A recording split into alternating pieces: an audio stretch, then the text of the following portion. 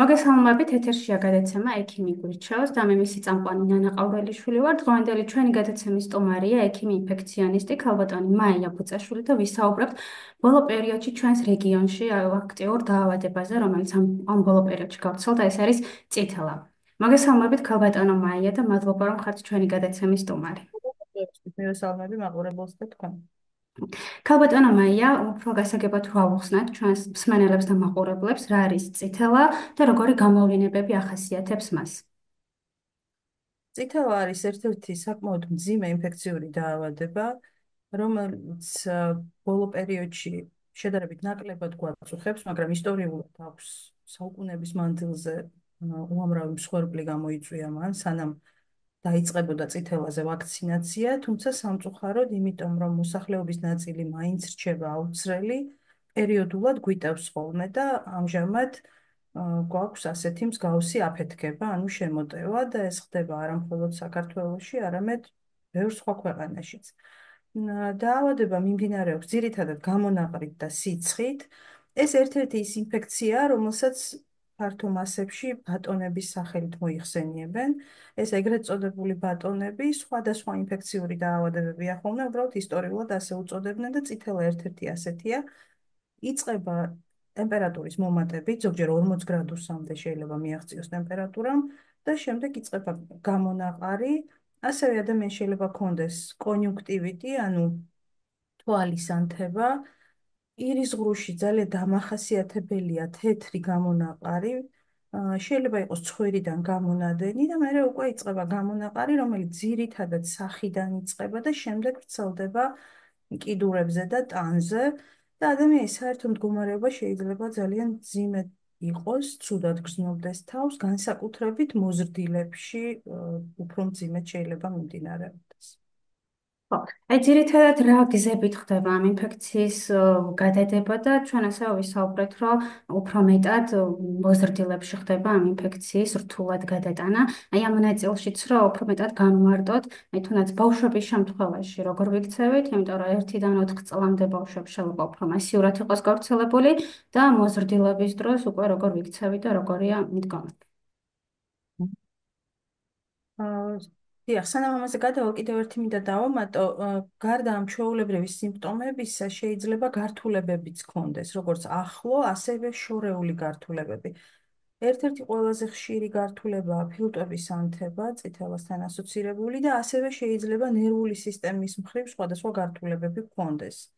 თავის ტვინის ანთება მაგალითად, როგორც მალევე, მაგალითად 1-2 კვირაში და არსებობს კიდევ ერთი ძალიან მძიმე გართულება, წითელასი, რომელიც შეიძლება 7-10 წლის შემდეგ გამოვლინდეს. ეს არის ეგრეთ წოდებული წითელასმიერი ქვემწვალე პანენცეფალიტი ქვია. ეს არის ძალიან ნელი მოქმედების წითელა, ანუ წითელას ვირუსი წლების მანძილზე აზიანებს თავის ტვინს. საბედნიეროდ დაავადება იშვიათია, მაგრამ სამწუხაროდ არის ლეტალური, ანუ ყველა შემთხვევაში გარკვეული პერიოდის მერე იწვევს პაციენტის სიკვდილს და ეს ძირითადად აუცრელ ადამიანებში გვხდება და არის ერთ-ერთი ყველაზე მძიმე გართულება. თქვენს კითხვაზე რომ გადავიდე, დიახ, მოზრდილებში უფრო მძიმედ მიდის დაავადება, თუმცა ბავშვებში შეიძლება გქონდეს სერიოზული გართულებები. გადაცემა წითელას ვირუსის ხდება ძალიან ადვილად ჰაერის გზით და ძალიან შორ მანძილზე შეიძლება გავრცელდეს ეს ვირუსი და სპეციფიური ის აქვს კიდევ, რომ შეიძლება მაგალითად ადამიანი აღარ იყოს იმ ადგილზე ოთახში, მაგრამ ისი ამოსუნთქული ჰაერი იქ გარკვეულწილად დარჩეს და მეორე ადამიანისთვის იყოს დამაინფიცირებელი. ინფიცირების ინდექსი, ანუ თქვია, არსებობს ისეთი მაჩვენებელი ეპიდემიოლოგიაში, ჩვენ კოვიდის დროსაც ვახსენებდით მას, ერთ ადამიანს რამდენის დაინფიცირება შეუძლია. და წითელას აქვს ერთ-ერთი ყველაზე მაღალი, დაახლოებით 12-დან 18 ადამიანამდე შეუძლია ერთ ადამიანს დაინფიციროს. ანუ ეს არის ძალიან სწრაფად და ძალიან ფართოდ გავრცელებადი ინფექცია. აი თქვენ ახსენეთ, რომ ესეთი მაღალგავრცელებადი ინფექცია თუ პირობითად აღმოვაჩინეთ, რომ ჩვენ შეხება გქონდა წითელით დაავადებულ ადამიანთან, რა პრევენციის გზებს მიმართავთ, როგორ შეგვიძლია რომ მაქსიმალურად ავირიდოთ თავიდან, რა თქვა, სხვას გადავდოთ, ან გართულებებისგან თავი რომ დავიცვათ და ასე შემდგომ. რას ურჩევდით აი ამ შემთხვევაში იმ ადამიანებს, ვისაც რაღაცა მინიმალური შეხება ჰქონდათ იმ წითელად დაავადებული პიროვნებასთან. ჯერ დავიწყებ იმით, რომ ინკუბაციური პერიოდი განმარტავ კიდევ ერთხელ ნიშნავს, რომ ადამიანი, როდესაც იყო კონტაქტში წითელასთან, იქიდან წითელას გამოვლინებამდე პერიოდი შეიძლება 2-3 კვირა გაგრძელდეს. ანუ შეიძლება ადამიანი იყოს კონტაქტში და 2-3 კვირაში დაეწყოს დაავადება. ეს უნდა გაითვალისწინონ ადამიანებმა და ყველაზე გადამდები არის გამონაყრამდე 4 დღე და გამონაყრის დაწყებიდან კიდევ 4 დღე. ანუ ეს არის ყველაზე მაღალი გადადების პერიოდი. დავიწყოთ იქიდან, რომ პრევენციის საუკეთესო საშუალებაა ვაქცინაცია. თუ ადამიანი არის ვაქცინირებული და აქვს გამომუშავებული იმუნიტეტი წითელას ვირუსის მიმართ, მაშინ მას პრობლემა არ აქვს და მშვიდად უნდა იყოს წითელა მას არ გადაედება. და რადგანაც საბედნიეროდ არსებობს ასეთი პრევენციის მეთოდი, რეალურად ჩვენ ძალიან კარგად შეგვიძლია თავი დავიცვათ წითელას მიმართ. და ადამიანს შეუძლია გაარკვიოს, არის დაცული წითელას მიმართ თუ არა. არსებობს ეგრეთ წოდებული ანტისხეულებზე კვლევა, ანუ წითელას საწინააღმდეგო G ანტისხეულებზე კვლევა, რომელიც თუ ადამიანს აქვს დადებითი, ეს იმას ნიშნავს, რომ მას აქვს იმუნიტეტი წითელას მიმართ, ან გადატანილი აქვს და ან არის აცრილი. ასეთ შემთხვევაში ეს ადამიანი უკვე რისკის ჯგუფს აღარ წარმოადგენს და არ დაემართება წითელად. თუ ესეთი ანტისხეულები არ აქვს, რა თქმა უნდა, მას აქვს რისკი, რომ დაინფიცირდეს და როგორც თქვით, ამიტომ უნდა მოერიდოს ინფიცირებულს, განსაკუთრებით კიდევ მეორე გამონაყრამდე 4 დღე და გამონაყრის შემდეგ 4 დღე არის განსაკუთრებულად მაღალი მიმღებლობა. ასევე მაღალი რისკი აქვს იმ ბავშვებს, რომლებსაც ჯერ ვაქცინაციის ასაკი არ აქვთ დამდგარი. წითელას ვაქცინაცია იწყება 1 წლიდან. ამიტომ 1 წლამდე ბავშვები არიან ინფიცირების მაღალი რისკის ქვეშ. და ასეთი ბავშვები მაქსიმალურად უნდა მოვარიდოთ წითელაზე საეჭვო ადამიანს. შედარებით მეტად დაცულები არიან ძუძუზე მყოფი ბავშვები, დედის რძით ვინც იკვებება, თუ დედას აქვს ანტისხეულები, ბავშვსაც გარკვეული რაოდენობა მიეწოდება და უფრო დაცულები არიან ვიდრე შემდგომი ასაკის ბავშვებში, თუმცა ხელოვნურ კვებაზე მყოფ ბავშვებს ეს ბუბუნებაც არ აქვთ და დედისგან გამოყოლილი ანტისხეულები დაახლოებით 6 თვის მერე უკვე იშლება. ანუ ეს ასაკი, წლამდე ასაკი არის რისკის შემცველი. ამიტომ მოკლედ თუ არის ეჭვი წითელაზე, მაქსიმალურად უნდა მოერიდონ ის ადამიანები, ვინც არ არიან აცრილები. აქაბეთანო მაია ჩვენ ზემოთ ვახსენეთ, რომ მაი წითელა წითურა დაახლოებით ერთი ჯგუფის ინფექციურ დაავადებებში ერთიანდებიან. როგორ უნდა მოვახდინოთ განსხვავება, რომელი ტიპის ინფექცია გვაქვს და როდის უნდა მივმართოთ ექიმს დიაგნოსტიკისთვის? პირველ რიგში მინდა ვთქვა, რომ წითურა არის ბევრად საშიში ინფექცია ორსულის შემთხვევაში. ანუ თუ დაემართა ორსულს, წითურა ალბათ ერთ-ერთი ყველაზე საშიში ინფექცია ორსულისთვის. დანარჩენ ჯგუფებში წითელა უფრო მძიმედ მიმდინარე დაავადებაა.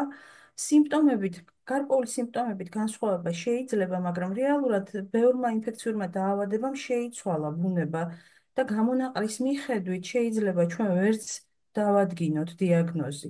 არის ტიპიური შემთხვევებიც, რომ აი ნახავ თუ არა ძალიან კაფიოა, რომ ეს დაავადებაა წითელა თუ წითურა, მაგრამ ხშირ შემთხვევაში ექიმისთვისაც კი რთულია თვალით გარჩევა, არამც თუ ოჯახის წევრისთვის და თვითონ პაციენტისთვის. ამიტომ აქ საუკეთესო მეთოდია და შედარებით ადვილი და ხელმისაწვდომი ლაბორატორიული დიაგნოსტიკა. სისხლის ანალიზი ჩვენ შეგვიძლია უმარტივესად გავარჩიოთ ერთმანეთისგან წითელა და წითურაც და არ მხოლოდ წითელა და წითურა, ზოგადად საქმე გვაქვს თუ არა წითელასთან და რომელი ინფექციური დაავადება, ან შეიძლება საერთოდ აირიოს თვალით ალერგიულ გამონაყართანაც. ანუ ძალიან ხშირად ალერგიული გამონაყარი ძალიან გავს. კიდევ არსებობს პარვოვირუსული ინფექცია, რომელსაც ეგრეთ წოდებულ მეხუთე დაავადებას უწოდებენ და ჩვენ აი შარშან მქონდა დიდი აფეთქება პარვოვირუსის, იმასაც გავს. ამიტომ, როდესაც ადამიანს გამონაყარი აქვს, ჯობია რომ არ იმარჩიელოს, იმიტომ რომ კიდევ მეორე რთულია თვალით გარჩევა, მიმართოს ექიმს და თუ ექიმსაც ეჭვი შეეპარება, მაშინ ის უკვე დაუნიშნავს ლაბორატორიულ კვლევას. და რამე განსაკუთრებული მკურნალობის მიდგომა თუ არსებობს, ან თუნდაც გართულების შემთხვევაში რა გზის გავლა უწევს პაციენტს? ამ სპეციფიური ანტივირუსული მკურნალობა, ანუ გულისხმობ თვითონ ამ ვირუსის საწინააღმდეგო მკურნალობა არ არსებობს. მკურნალობა არის სიმპტომური, მაგალითად თუ მაღალი ტემპერატურაა, სიცხის დამწევი, ზოგჯერ აძლევენ ხოლმე მაგალითად ავიტამინს, დამხმარე საშუალებებს, მაგრამ თვითონ ვირუსზე წამალი არ არსებობს. სამწუხაროდ ზოგჯერ არასწორად ნიშნავენ ხოლმე ჰორმონებს, სტეროიდებს, დექსამეტაზონს. და არ არის ეს სწორი, თუ წითელას მიერი ძალიან მძიმე გართულება არ გვაქვს, აი პაციენტს უმძიმესი გართულებები არ აქვს, სუნთქვის უკმარისობით ან ნევროლოგიური გართულებებით, ჰორმონის დანიშვნა არ არის საჭირო და პირიქით არ არის სწორი და კარგი. ამიტომ უბრალოდ ჩვენ უნდა განვეწყოთ, რომ უნდა გადავიაროთ ის პერიოდი, სიმპტომური მკურნალობა ჩავიტაროთ. კიდევ მეორე, ძალიან სასურველია, რომ ექიმის მეთვალყურების ქვეშ იყოს ან პირდაპირ, ან ონლაინ მაინც, იმიტომ რომ არ გამორჩეს გართულებები და ნუ უმრავლეს შემთხვევაში დაავადება მშვიდობიანად გაივლის. ქალბატონო მაია, გასულ კვირას ბატონმა ივანე ჩხაიძემ განაცხადა, რომ სამცხე-ჯავახეთის რეგიონში არის უფრო ინფიცირების მაღალი მაჩვენებელი. მოსახლეობას რას ურჩევდით, რა პრევენციის გზები გამოიყენონ, იმისთვის, რომ პანიკაში არ ჩავარდნენ და მაქსიმალურად, ასე ვთქვათ, შემცირდეს ამ დაავადების გავრცელება. მრავალი და ოქროს სტანდარტია ვაქცინაცია. კიდევ მეორე, რადგან საბედნიეროდ ამ დაავადების წინააღმდეგ ეს ბერკეტი გვიჭირავს ხელში, იმიტომ რომ სამწუხაროდ ყველა დაავადებაზე ესეთი ფუფუნება არ გვაქვს, რომ ვაქცინა არსებობდეს. ამაზე არსებობს ისტორიული ძველთა ძველი ვაქცინა. მოგეხსენებათ ჩვენს მოსახლეობას ახალი ვაქცინების ეშინია ხოლმე და უფრთხის, მაგალითად COVID-ზე როგორც იყო, მაგრამ ამაზე ხო ეგ საკითხიც არ დგას. წითელაზე ჩვენი ბებიებიც კი იცრებოდნენ, ანუ ისტორიული ვაქცინა, ვიცით რომ არის უსაფრთხო. ბავშვთა ასაკის გეგმიურ ვაქცინაციაში შედის 1 წლის და 4-დან 5 წლამდე ასაკში. თუ კი ვინმე აუცილებლია დარჩენილი, აუცილებლად უნდა აიცრას და არასრული ვაქცინაციაც პრობლემაა. შეიძლება ერთხელ იყოს ადამიანი აცრილი და მეორეჯერ არა. და ამიტომ და შეიძლება 10-15 წლის შემდეგ ადამიანს კიდევ რევაქცინაცია დაჭირდეს. თუ საშუალება არსებობს, ჯობია რომ გავარკვიოთ ჩვენი იმუნური სტატუსი, თუ ამის ფუფუნება გვაქვს, ლაბორატორიები ამას სთავაზობს და თუ გავიგებთ, რომ გვაქვს ანტისხეულები, ვიქნებით მშვიდად, თუ არა და ნებისმიერი ასაკის ადამიანი ჯობია აიცრას და შეხვდეს მომზადებული ამ დაავადებას. თუ მაინც რაღაც მიზეზის გამო ვერ ასწრებს ვაქცინაციას, მაშინ კიდევ მეორე, ყველა გამონაყრის მქონე და საეჭო პაციენტს უნდა მოვერიდოთ, თუ ჩვენ არ გვაქვს დაცვა წითელას წინააღმდეგ. ძალიან დიდი მადლობა ქალბატონო მაია ესეთი და საინტერესო მადლობა. ინფორმაციის გაზიარებისთვის, ვინაიდან ჩვენს რეგიონში უფრო გავრცელებულია და რამდენიმე შემთხვევა არის დაფიქსირებული. ეს ინფორმაცია საკმაოდ საინტერესო და გამოსადეგი იქნება მათთვის. მადლობა დაგემშვიდობებით. მადლობა. ნახვამდის, მე კი გემშვიდობებით მომდევნო ხუთშაბათამდე. მადლობა რომ გვისმენდით და გვიყურებთ.